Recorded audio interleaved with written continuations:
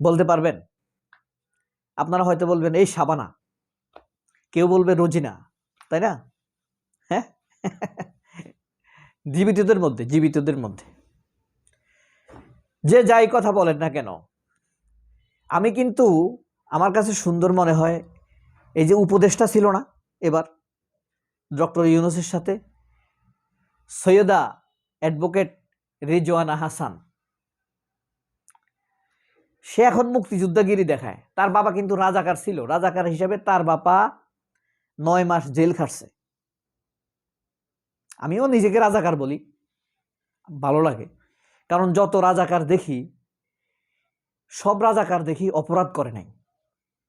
যেমন আপনি ধরেন আল্লামা দিলওয়ার হোসাইন সাইদি, আমার বুঝ জ্ঞান হওয়ার পরে আমি তার কোনো অপরাধের কথা শুনি নাই। মানুষ হিসাবে মানুষের অনেক ভুল ত্রুটি থাকতে পারে, কিন্তু আমি এমন কথা শুনি নাই আল্লামা দেলোয়ার হোসেন সাইদি কোনো মানুষকে হত্যা করেছে, পত্রিকায় কখনো দেখিনি কারো জমি দখল করেছে। আমি কেন তাকে খারাপ বলবো? যতই তুমি রাজাকার বলো না কেন, আমি তো তাকে খারাপ করতে দেখি নাই। কিন্তু তুমি যাকে মুক্তিযোদ্ধা বলো, যেমন বাংলাদেশের বড় মুক্তিযোদ্ধা জয়নাল হাজারী ফেনীর, তার অপরাধ খুন হত্যা, 106টা তো তার হত্যা মামলার আলাদা আলাদা হত্যা মামলার সে আসামি, 36টা তার বিরুদ্ধে হত্যা মামলা প্রমাণিত হয়েছে। এই যে ফরিদপুরের আলতাপ গোলন্দাজ, ফরিদপুর বা শরীয়তপুরে যাই বলেন না কেন, ভয়াবহ এক সিরিয়াল কিলার না, কিন্তু মুক্তিযোদ্ধা। লক্ষ্মীপুরে আছে একজন এম.এ. তাহের, মুক্তিযোদ্ধা, কয়েকশো হত্যা মামলার আসামি, নিজে হত্যা মামলার আসামি, নিজের সন্তানেরা হত্যা মামলার আসামি, খুনি, ডাইরেক্ট খুনি, আর তার বড় ছেলে ডাইরেক্ট ধর্ষক। অসংখ্য মেয়েকে ধর্ষণ করেছে, 2-4 জনকে তুলে নিতে নিজের চোখে দেখেছি, 2-4 জনকে নিজের চোখে দেখেছি। এ হলো মুক্তিযোদ্ধাদের পরিবার। এদের আবার বড় বড় কথা শুনবেন, এরা চরিত্রহীন, এদের নামাজও আল্লাহর কাছে কবুলযোগ্য না। এই যে তাহেরের কথা বললাম, লক্ষ্মীপুরের, 8 বার হজ করেছে, 11 বার উমরা করেছে। এমনকি আরেকটা সিক্রেট আউট করি, তার স্ত্রীকে সে তুলে এনে বিয়ে করেছে। হ্যাঁ, তার মেয়ে বিয়ে দিয়েছে কার সাথে জানেন?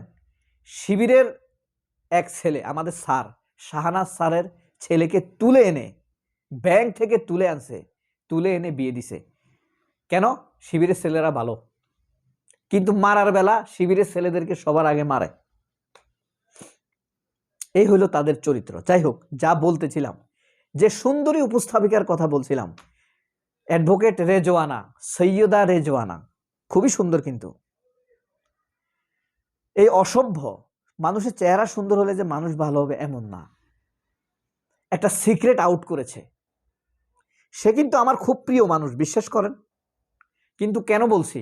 আমার সত্য কথা বলা পছন্দ, এই কারণে আমি এই কথাটা বলছি।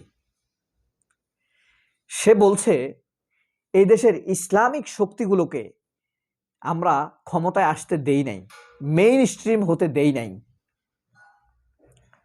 অর্থাৎ সে চাপিয়ে রেখেছে, দাবিয়ে রেখেছে একটা স্বাভাবিক গতিকে, সে প্রাকৃতিক গতিকে সে চাপিয়ে রেখেছে, দাবিয়ে রেখেছে। Is it democratic process by her? এটা কি কোনো গণতান্ত্রিক পদ্ধতি? আর কাউকে, কোনো গোষ্ঠীকে, কোনো সম্প্রদায়কে উগ্রবাদী, জঙ্গি গোষ্ঠী বলে আখ্যায়িত করার এই অধিকার তাকে কে দিয়েছে? এই অসভ্যর বাচ্চাকে, যে এই যে 18-19 মাস তত্ত্বাবধায়ক সরকারের উপদেষ্টা ছিল,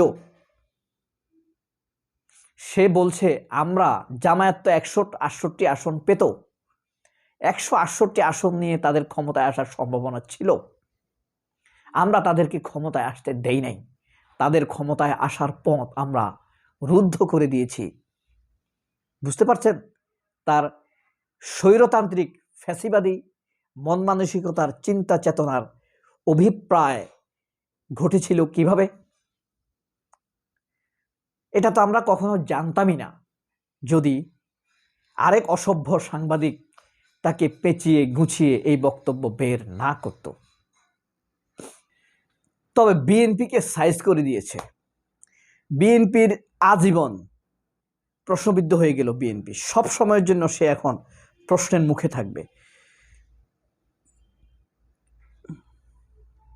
এই সাবেক উপদেষ্টা রিজওয়ানা ডক্টর খলিলের বিরুদ্ধে সারা বাংলাদেশে কিন্তু এখন ভাই তোলপাড় চলছে। বাংলাদেশে আইন নাই, নৈতিক আইনের প্রতিষ্ঠা বাংলাদেশে এখনো হয়নি। তবে মানুষের কাছে তারা যে অপমান অপদস্থ হবে তার কোনো শেষ নাই। অপদস্থের খাতায় চলে গিয়েছে। বিচারপতি, একটা গান আছে না, বিচারপতি তোমার বিচার করবে যারা, আজ জেগেছে সেই জনতা সেই জনতা। কিছু বিচার আছে কিন্তু ন্যাচারাল, প্রাকৃতিক। কিছু বিচার আছে আল্লাহর আদালতে হবে, কিছু বিচার আছে এই পৃথিবীতে হবে। তবে আল্লাহর বিচার কিন্তু টু দ্য পয়েন্টে হয়। আল্লাহ কিছু বিচার নিজের হাতে রেখে দিয়েছেন, কিছু বিচার তিনি দুনিয়াতে করান। দুই ভাগে করান, একটা প্রাকৃতিক ভাবে করান, আর একটা মানুষ্য পদ্ধতিতে করান। যেমন শেখ হাসিনা এই যে গত 17 বছরে তার নেতাকর্মীরা 43,000 ধর্ষণ করছে। বিলিভ ইট, 43,000 ধর্ষণ করছে। বিচার হয়েছে? হয় নাই।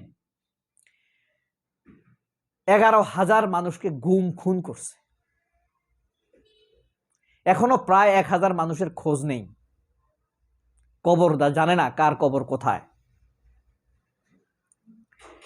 এখন হাসিনার কি বিচার হয়েছে? হাসিনার তো এখনো শাস্তি হয় নাই। কিন্তু দেখেন একটা বিচার হয়ে গেছে। সেইটা কোনটা? এই যে হাসিনা পালায়ে গেছে ইন্ডিয়াতে, এটা কিন্তু একটা বিচার ভাই। কেন বলছি বিচার, তার প্রমাণ দেখেন। বিএনপির মতো শক্তি 17 বছর হাসিনার বিরুদ্ধে আন্দোলন করছে না, কিচ্ছু করতে পারছে? একটা চুলো ছিঁড়তে পারে নাই। তারা তাদের নেত্রী, দেশপ্রেমিক নেত্রী বেগম খালেদা জিয়াকেই রক্ষা করতে পারে নাই। আর হাসিনার তো কিছু করা তো দূর কি বাত হে। জামায়াত কিছু করতে পারছে? পারে নাই। উল্টা জামায়াতের অসংখ্য নির্দোষ লোককে ফাঁসি দিছে না? তাহলে